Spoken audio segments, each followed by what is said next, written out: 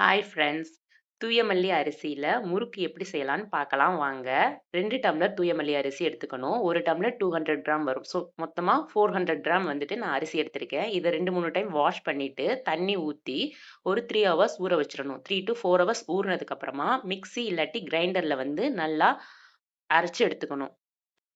இது கூட 100 கிராம் பொட்டுக்கடலை மாவு சேர்த்துக்கிறேன். இந்த பொட்டுக்கடலை மாவு எப்படி ரெடி பண்ணேன்னா, மிக்ஸி ஜார்ல பொட்டுக்கடலைய போட்டு நல்லா அரைச்சுட்டு, ஃபைன் பவுடரா ஆக்கிட்டு, அத நல்லா சலிச்சு எடுத்துக்கிட்டேன். இது கூட 1 டேபிள் ஸ்பூன் உப்பு, 1 டீஸ்பூன் பெருங்காயம், அப்புறம் 1 டீஸ்பூன் ஓமம், 1 டீஸ்பூன் கருப்பு எள்ளு எடுத்துக்கணும்.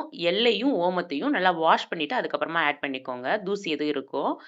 இப்போ உப்பு, ஓமம், பெருங்காயம், எள்ளு எல்லாமே ஒண்ணோட ஒண்ணு எல்லாம் ஒண்ணு சேர்ற அளவுக்கு நல்லா கைய வச்சு பெசஞ்சு எடுத்துக்கணும். கொஞ்சம் பிசு பிசுன்னு இருந்துச்சுன்னா, நீங்க எக்ஸ்ட்ரா கொஞ்சம் பொட்டுக்கடல மாவு ஆல்ரெடி 100 கிராம் ஆட் பண்ணியிருக்கோம். இதுக்கு மேல ஒரு 50 கிராம் இல்லாட்டி 75 கிராம் வரைக்கும் நீங்க எடுத்துக்கலாம். ஸோ பொட்டுக்கடலைய வந்து தனியா கொஞ்சம் மாவு வந்து அரைச்சு எடுத்து வச்சுக்கோங்க. ரொம்ப பிசு பிசுன்னு இருந்துச்சு, தண்ணி விட்ட மாரி இருந்துச்சுன்னா, நீங்க அதில ஆட் பண்ணிக்கலாம். இப்ப இத மிக்ஸ் பண்ணதுக்கு அப்புறமா, ஒரு 4 டீஸ்பூன் இல்லாட்டி 4 டேபிள் ஸ்பூன் அளவுக்கு காய்ச்சின எண்ணெய் இல்லாட்டி உருக்குன பட்டர் வந்து சேர்த்துக்கலாம். இப்ப நம்ம எண்ணெயும், பட்டரும் சேர்க்கிறப்ப சூடா இருக்கணும். நல்லா அது சுருன்னு சத்தம் கேட்கறணும் அந்த மாவுல ஊத்துறப்ப. அந்த அளவுக்கு சூடா இருந்தா தான் நல்லா முறுக்கு வந்து மொறு மொறுன்னு வரும். இத அப்படியே கை வச்சு கிளறிறாதீங்க. சூடா இருக்கும். ஒரு ஸ்பூன் வச்சோ இல்லாட்டி அடியிலருந்து கிளறுனீங்கன்னா உங்களுக்கு சூடு தெரியாது. எண்ணெய் ஊத்துனதுக்கு அப்புறமா நல்லா கையால பெசஞ்சிடணும்.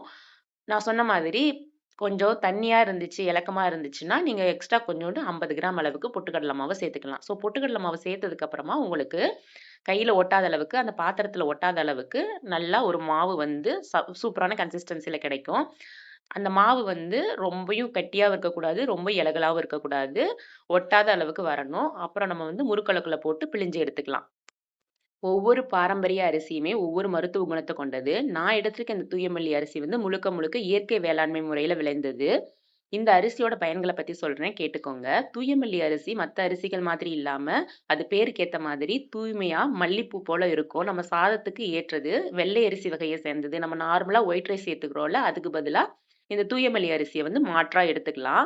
இது வந்து ஈஸியா டைஜெஸ்ட் ஆகணும். ஸோ, அதனால குழந்தைங்களுக்கு வந்து இது ரொம்ப ரொம்ப முக்கியமான அரிசி குடுக்குறதுக்கு. ஸோ, சின்ன குழந்தைங்கள்ல இருந்து பெரியவங்க வரைக்கும் எல்லாருமே சாப்பிடலாம். குழந்தைங்களுக்கு குடுத்தோம்னா டைஜெஷன் வந்து அவங்களுக்கு ஈஸியா நடக்கும்.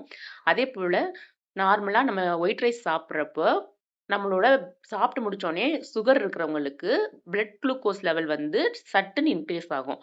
இதுல வந்து இந்த தூயமல்லி அரிசியில லோ கிளைசெமிக் இண்டெக்ஸ் இருக்கிறதுனால, நம்ம இந்த அரிசி சாதத்த சாப்பிட்டாலோ, இந்த அரிசியில செஞ்ச பண்டத்த சாப்பிட்டாலுமேவும் பிளட் குளுக்கோஸ் லெவல் வந்து இன்கிரீஸ் ஆகுறது வந்து கம்மியாகும். ஸோ, சர்க்கரை நோயாளிகளுக்கு வந்து இது ரொம்ப உகந்த அரிசின்னு சொல்லலாம்.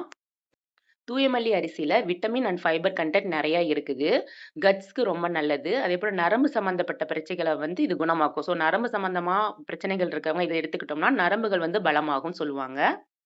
ஸ்கின் அண்ட் பாடிக்கு நல்லது. நார்மலா நம்ம எடுக்கிற ஒயிட் ரைஸ்க்கு பதிலா, ரீஃபைண்ட் ரைஸ்க்கு பதிலா இந்த பாரம்பரிய அரிசிய நம்ம யூஸ் பண்ணோம்னா, நம்ம உடம்புக்கு ரொம்ப நல்லது. இத வந்து சாதம் மட்டும் இல்ல, புலாவ், பிரியாணி, அப்புறம் கஞ்சி அந்த மாதிரி எல்லாமே வச்சுக்கலாம். ஸோ தூயமல்லி அரிசிய வந்து முடிஞ்ச அளவுக்கு நம்ம சாப்பாட்டுல யூஸ் பண்றது நம்ம உடம்புக்கு ரொம்ப நல்லது. இப்ப நான் நல்லா பெசஞ்சுட்டேன். இந்த மாவு கையில ஒட்டல. உலக்குல போடுறப்பயும் ஒட்டாது. ஸோ முறுக்கு உலக்குல லைட் சைட்லலாம் எண்ணெய் தடவிட்டு, நம்ம எடுத்து வச்சிருக்க மாவ வந்து ஃபில் பண்ணி, நம்ம ஒரு அகலமான பாத்திரத்தில கடலை எண்ணெய வந்து ஊத்தி சூடு பண்ணிட்டு, நல்லா மீடியம் ஃப்ளேம்ல வச்சு சூடு பண்ணிறணும். நல்லா சூடானதுக்கு அப்புறமா, நம்ம ஒரு அகலமான பாத்திரமா இருந்தா ஒரு 4 முறுக்கு, 5 முறுக்க வந்து அட் அ டைம்ல போட்டு எடுத்துக்கலாம். நம்ம முறுக்கு போட்டு எடுக்கிறப்போ, அது நல்லா ஒரு பக்கம் வெந்து, அதுக்கப்புறம் திருப்பி விடணும். திருப்பி விட்டதுக்கு அப்புறமா, அந்த எண்ணெயெல்லாம் அடங்கி, சத்தம் அடங்கி சலசலன்னு சத்தம் வரும். அப்பதான் அது முறுக்கு நல்லா வெந்திருக்குன்னு அர்த்தம். அந்த டைம்ல வந்து நம்ம ஒரு பாத்திரத்துக்கு ட்ரான்ஸ்ஃபர் பண்ணிட்டு, எண்ணெயெல்லாம் வடிஞ்சதுக்கு அப்புறமா இன்னொரு பாத்திரத்துக்கு எடுத்து வச்சுக்கலாம். ஸோ இன்னொரு பாத்திரத்துல எடுத்து வச்சுட்டு, அது ஃபுல்லாவே வந்துட்டு நல்லா ஆறுனதுக்கு அப்புறமா, ஒரு பிளாஸ்டிக் பாக்ஸ்ல போட்டு நம்ம ஸ்டோர் பண்ணி வச்சுக்கிட்டோம்னா, ரொம்ப நாள் வச்சு சாப்பிட்டுக்கலாம்.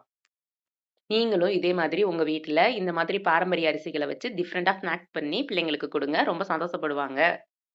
இதுவே உங்களுக்கு முறுக்கு கொஞ்சம் காரமா வேணும்னா, மாவு பிசையிறப்பயேவும் 1 ஸ்பூன் மிளகாத்தூள் ஆட் பண்ணிக்கோங்க. 1 ஸ்பூன் இல்லாட்டி உங்களுக்கு எவ்வளோ தேவையோ காரத்துக்கு ஏத்த மாதிரி மிளகாத்தூள் ஆட் பண்ணி நல்லா பெசஞ்சுக்கிட்டீங்கன்னா, கொஞ்சம் காரசாரமா, ஸ்பைசியா இருக்கும் முறுக்கு.